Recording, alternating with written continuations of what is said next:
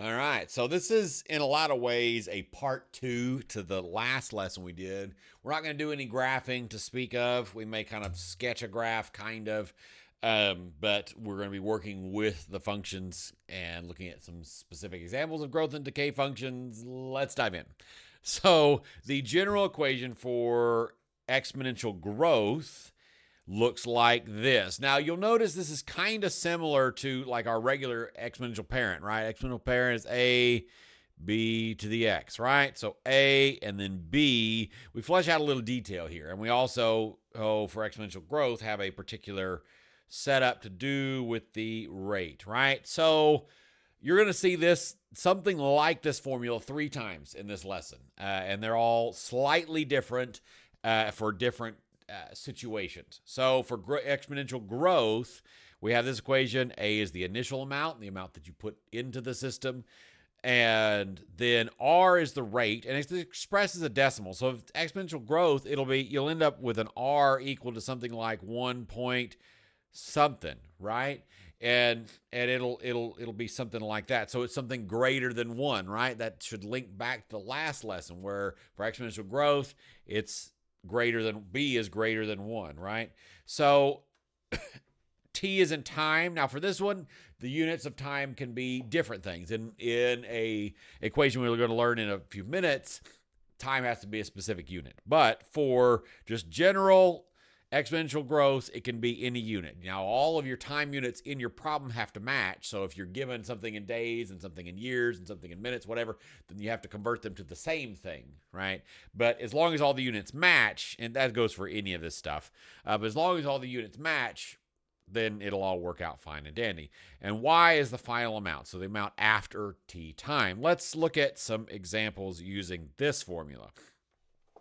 So the first one is the number of users in millions that belong to a social media site can be represented by y equals 1.5 times 1.40 to the t, where t is the number of years after 2013. We're going to interpret the parameters of the equation and then make a prediction about the number of users. So if we look at this equation, write it out, y equals 1.5 times 1.40 t. Now, we know this is exponential growth because b is greater than 1, right? So, and also because of where it sits in the lesson, right? So, what we need to do is we need to figure out what r is. So, what rate is this actually growing at? So, how can we figure out that? Well, if you'll look back at our general equation, what's in here is 1 plus the rate. So, if we take this and we subtract 1 from it, it'll give us our r. So r equals 1 minus 1.4.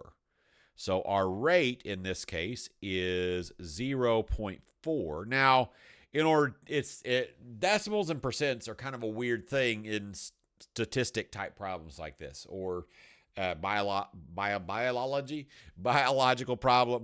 problems and things like that, because when we actually do math with them, we want it in a decimal, right? But if we want to talk about it, we usually talk about it as a percent. So our rate, one of the parameters of this would be that the users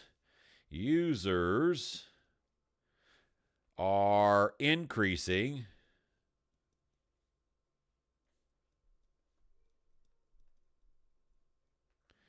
at a rate of about, to convert this decimal to a percent, we got to move this decimal over twice, right? So 40%, about 40% per year, right? Because this t is in years. Per year.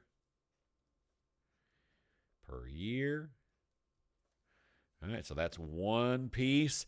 And then we also know that in 2013, because they tell us that in this problem, in 2013, there were, this is in millions, so 1.5 million 5 million users. So there's kind of the parameters that we've interpreted. Now, a prediction for the future. So one piece of the puzzle for predicting the future is, because this is an exponential function, the number of users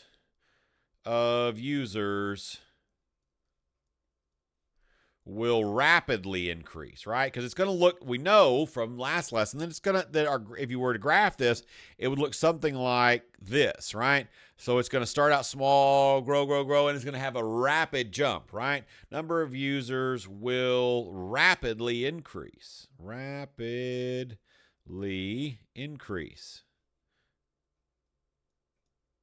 Okay. So, and then we may want to make kind of a like pick a number for t and put it in there. So a good baseline would be like in 10 years. So by 2023, so I'm going to start it and then we'll do the math and see what that comes up with. So by 2023, so as of the date of recording this last year, by 2023, there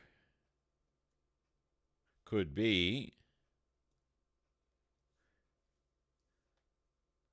and then let's plug some numbers in here. So we do 1.4, pull up my calculator,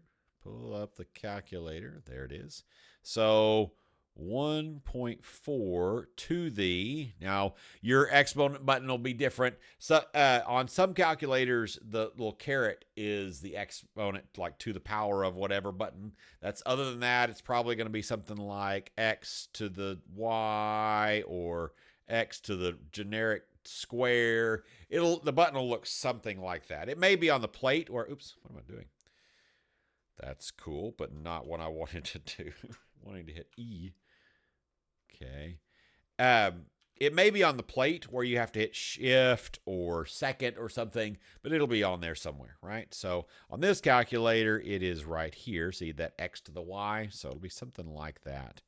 And we're going to put in, we're going to say after 10 years. So after 10 years, it's going to be that. And then, so that's this to this, exponents, PEMDAS, parentheses, exponents, and then multiplication division. So we do the exponent first, and then times 1.5 million. But we're going to keep that number of users in millions. So after 10 years, it's going to be, you could put something a little bit more generic here, there could be over 40 million users. You could put over 43 million users.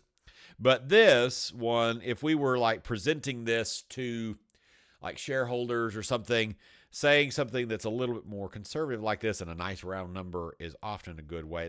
There are different, like this type of problem, you could have slight variations in your answer and still get full credit on like a quiz or test or something like that. So there could be over 40 million users, right? So that kind of describes the parameters, interprets the parameters, these numbers in here. It kind of gives us some idea of what the numbers are, and this is a prediction for the future if this trend holds, right? Of course, that's always true there, So let's do another example. So the prize for a radio station contest begins with a $100 gift card. Once a day, a name is announced. The person has 15 minutes to call, or the price increases by 2.5%. So that's how we know it's going to be exponential growth. For the next day, write an equation to represent the amount of gift card in dollars after T days with no winners. How much will the gift card be worth if no one wins after 10 days? So we're going to start by getting an equation, and then we're going to plug numbers into the equation. So what's a useful thing to do here, since we know this is exponential growth, it's be useful to go back and kind of list our variables. So y, oops, nope, I didn't want to do that. Thank you. Y, A, R, and T, and then see if we're given anything about that in this problem. So let's do that. So do we have a number for Y? Do we have a number for A? So the ending amount, the final amount, the initial amount. Do we have a rate? And do we have a t, right? So let's go back up and look at our numbers. So it begins with a $100 gift card. So that would be that initial amount, right? So we can put 100 in for the initial amount. Once a day, a name is announced. The person has 15 minutes to call. The prize increases. So this is a little tricky, right? Sometimes this happens in word problems where they throw in extra numbers. This 15 minutes, you might think that was time, but it's not time. Time is an unknown in this original equation. So time starting out is just t. Now we're going to use 10 days in a minute, but this 15 minutes isn't. But this 2.5% is the rate. Now this 2.5%. Remember, we have to, in order to do math with it, we've got to convert that to a decimal. So this equals, to convert a percent to a decimal, remember, we just move that decimal place twice, so once and twice.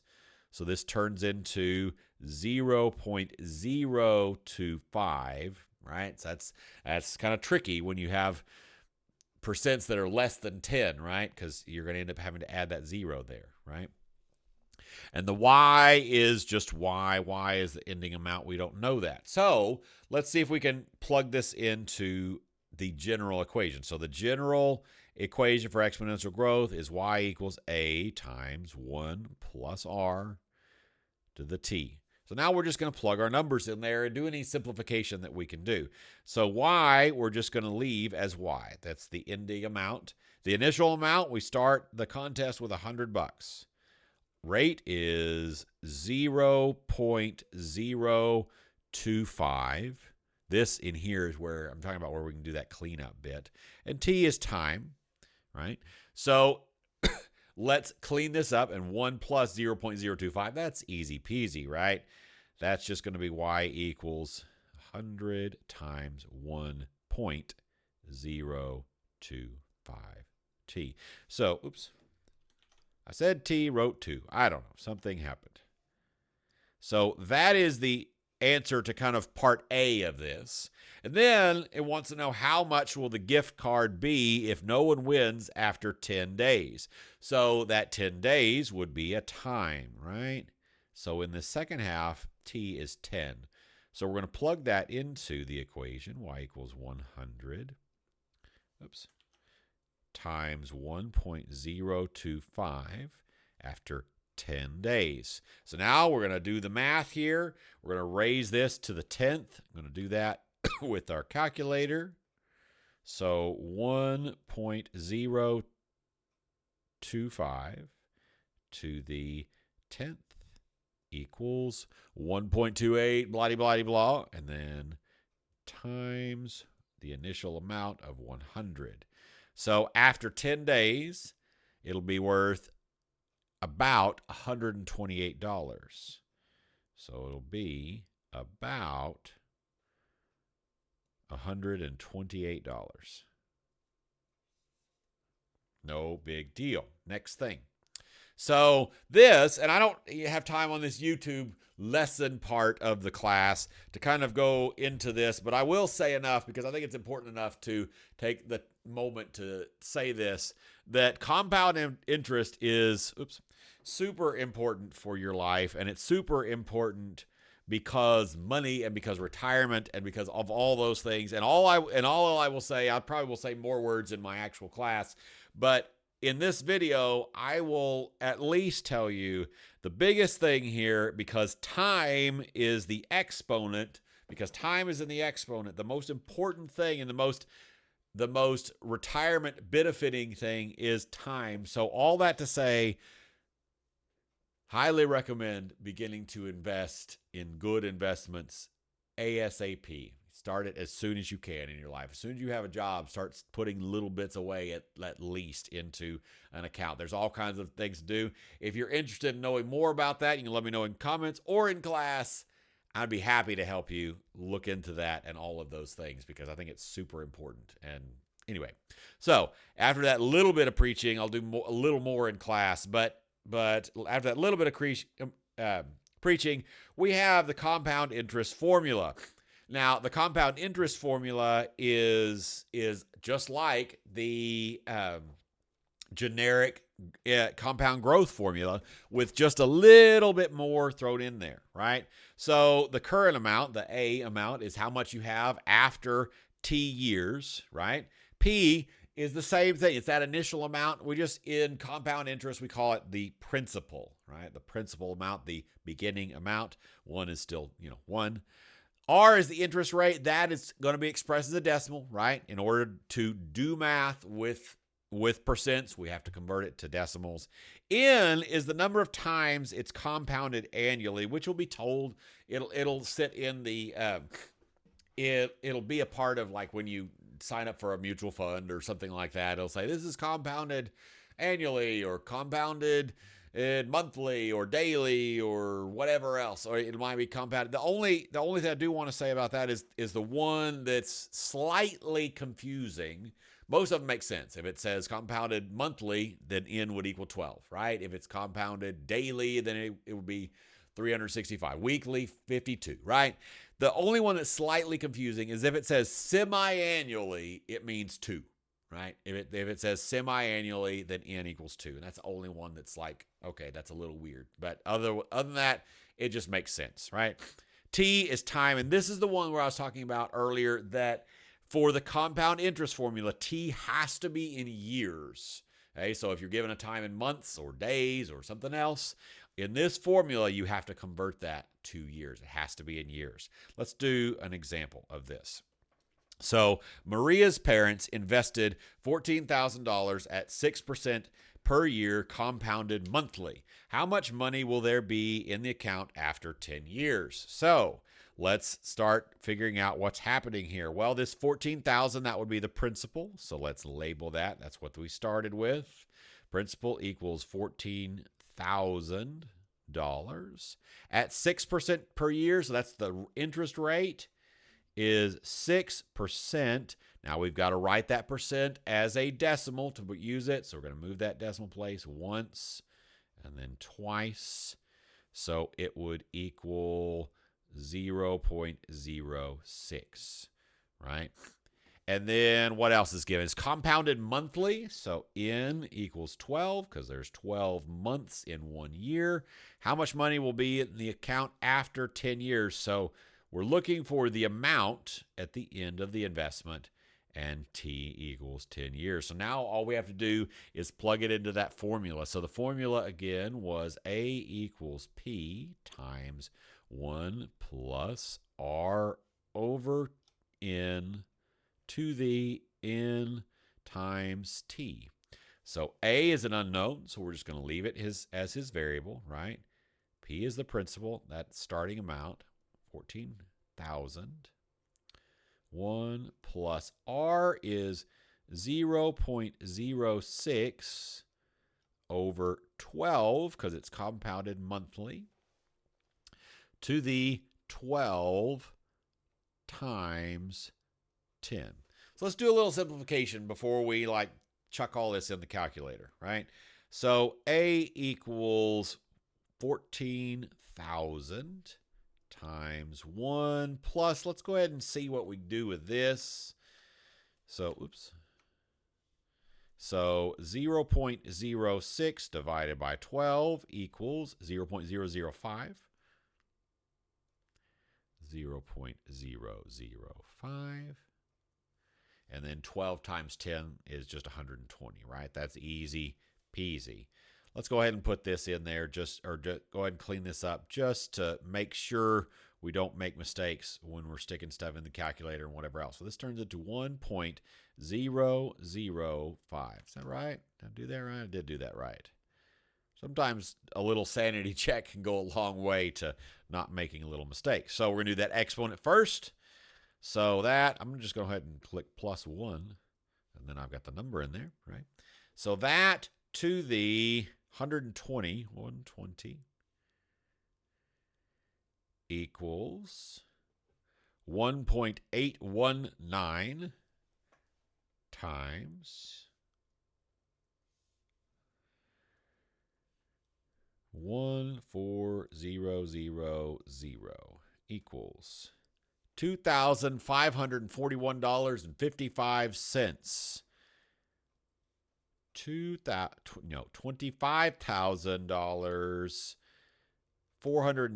2,547, $25,471, and was it 55? Yeah, 55 cents.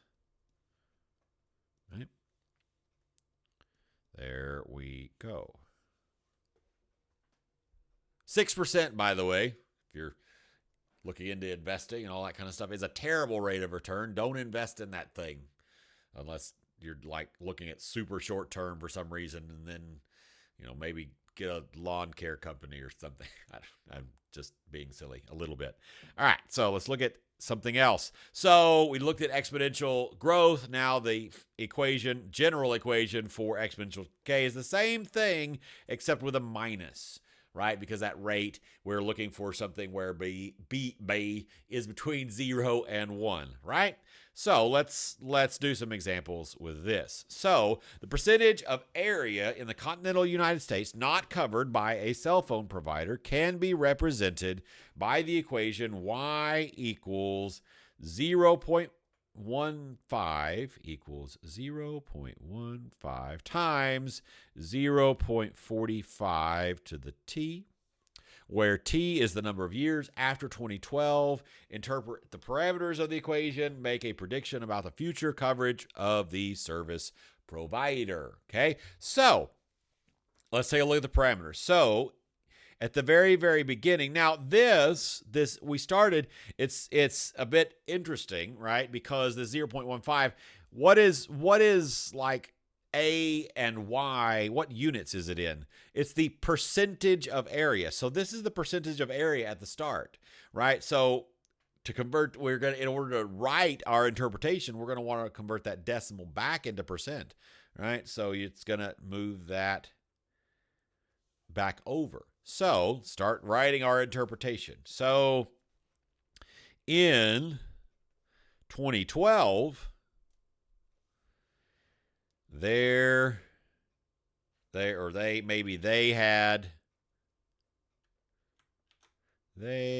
had about a 15% coverage, right? Not very good. Coverage. So that's that. So, or no, that's not right. That's actually not right at all, is it? They had about 15% not covered, right? That's the percentage of it's not covered. About 15% not covered.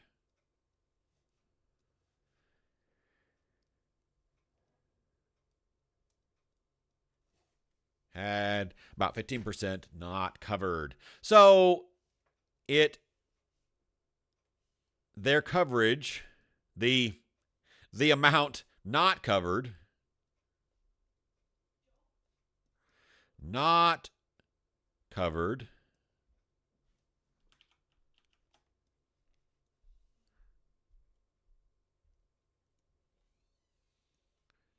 decreased at a rate, right? A rate of, now we need to get the R out of this, right? So for this equation, to get R, so this is 1 minus R, right? So in order to get R, we need to take this and subtract it from R, right? So we need to take, no, not subtract it from R. Subtract it from 1 was 1 minus R equals this, right? So doing a little bit of math, 1 minus R equals this, 0.45, right? So if we subtract 1 from both sides, you could think about if you think about this in a backwards way, which is what I said at first, but then that's also fine. You end up with negative 0.55, right? But if we divide by negative 1 on both sides, you end up with the rate of 0.55. In order to talk about it, we want to make that a percent. So of 55% per, what was T in? Per year.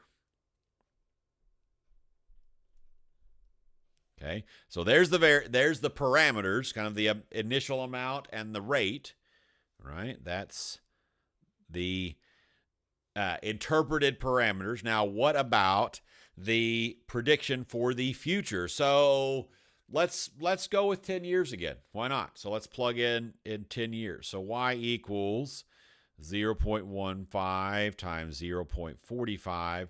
Now, you might want to do this a little bit differently. And if this was a different class and we knew about logarithms already and whatever, then I might kind of look at this a little bit differently and be like, how many years will it take before it is going to get to X amount?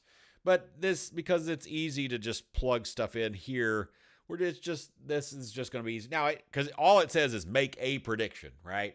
So we're going to make a prediction. So let's plop this into the calculator. 0.45 to the 10 equals that little bitty number, right? So we got some scientific notation going on here. That's if you ever get E and then a number, that's scientific notation in your calculator. Some calculators nowadays will actually show times 10 to the blank, right? But a lot of them will use this sort of E notation.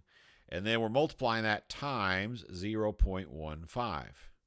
Okay, so it's really small. Now this number is a really small number, but we're gonna see if we can figure out what this is. So 5.11 times 10 to the negative 5 equals 5.11 times 10 to the negative 5. So let's convert that to standard notation, right? So we're going to bounce that decimal place over 5 times. 1, 2, 3, 4, 5 times. So we're going to add 1, 2, 3, 4 zeros, a decimal point, and another 0. So we end up with 0.0000511. Now, this number is a decimal, so to convert that to a percent, move it back over twice. So by the year, we could write for our prediction, by the year, 10 years from there will be 2022, right? Year 2022, there could be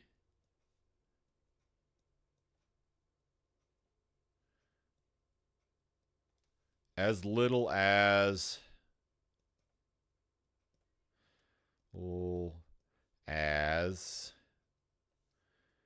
0.00511% not covered. Great prediction for the future. All right, one more example, and then we are through. It's a long one because there's kind of several variations on this lesson, but I would argue it's not too terribly hard. So we'll see. Your mileage may vary. You may tell me in class that it's terribly hard and you hate this and it's terrible, but I think we're going to be okay. A fully inflated child's raft in a pool is losing 6.6%. It's a rate, right? Rate of 6.6%, which would equal 0.66 as a decimal of its air every day. The raft originally, so that's the initial amount. So A equals 4,500 cubic inches cubed of air. Write an equation to represent the loss of air. Estimate. So let's write the equation. So this is it's losing air. So that's how we would know it's exponential decay, right? So we're looking for a amount. No, it's y, right? Is that the general? y equals a times 1 minus r to the t. Right? So we're going to plug in a as 4,500. Y equals 4,500 times 1 minus 0.66 to the t. Let's clean this up. And it turns into y equals 4,500 times 1 minus 0.66 is 0.34 t. So there's our general equation for the raft losing air. So after 7 days, let's plug 7 into t and see what comes out. So y equals 4,500 times 0.34 to the 7. So let's punch that in the calculator. So 0.34 to the 7, enter, times, that's a little bitty number, right? Times 10 to the 4, times 4,500 equals 2.36. So it would have about, y is about 2.36, what units? Cubic inches.